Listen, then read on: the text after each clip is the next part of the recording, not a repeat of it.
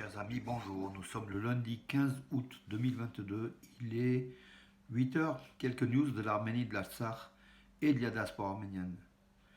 Terrible explosion hier en Arménie, au centre commercial Sourmalou, à peu près 2 km du centre d'Erevan. Une explosion dont l'origine est inconnue, qui a soufflé sur des dizaines et des dizaines de mètres carrés. Alors qu'il y avait des clients, il y avait du monde tout autour de ce centre commercial et dans le centre commercial.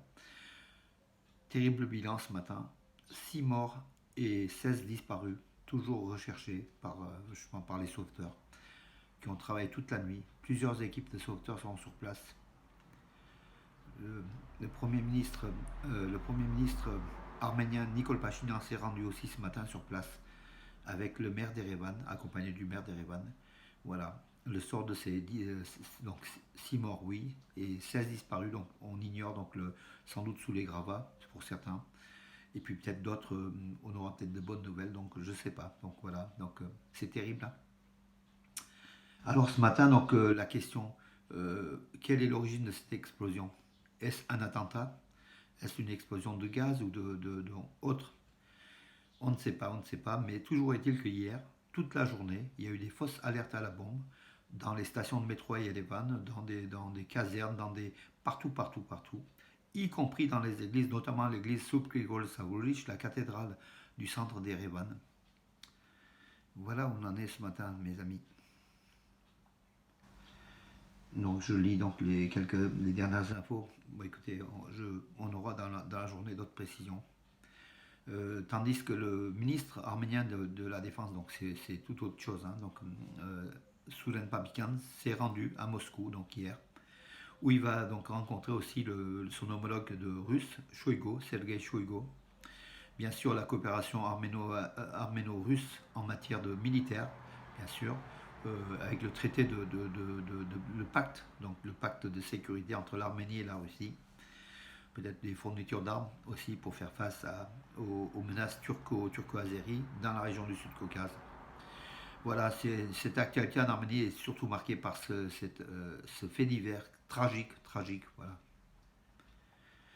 Et puis bon, passons donc rapidement. Hein, hier, de nombreuses églises, l'église arménienne, toutes les églises arméniennes de la planète ont fêté la fête de l'Assomption de la Vierge Marie en fait. Hein, et puis la bénédiction du raisin, très traditionnelle.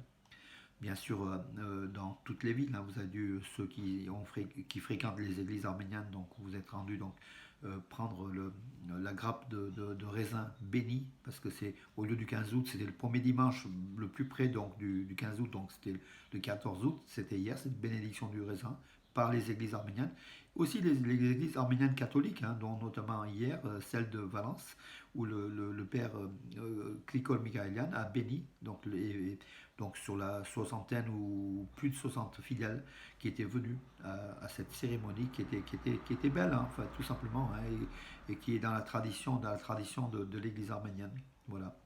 Valence, c'était l'église catholique arménienne. Il y a aussi l'église Saint-Sag aussi qui a fait pareil, donc qui a béni le raisin à cette fête de l'Assomption. Et puis vous, dans toute ville, bravo à tous ceux qui sont fidèles aussi à cette église arménienne, aux traditions, puisque ce 15 août correspond aussi au nouvel an arménien dans l'Arménie pré-chrétienne en fait. Hein, Navasart, dans l'Arménie antique, c'était le nouvel an avec des fêtes, des festivités, les fruits, tout ça, donc c'était la pleine saison, bénédiction. Donc peut-être cette tradition de bénir le raisin, ça correspond à ces traditions arméniennes païennes qui ont été rapportées au sein de l'église arménienne. C'est aussi le vin, le raisin, c'est le sang de Jésus, hein, tout simplement, de sacrifice et de partage. Voilà, mes amis, je suis un peu ému. Voilà. Bon, écoutez, on aura d'autres infos aujourd'hui. À demain.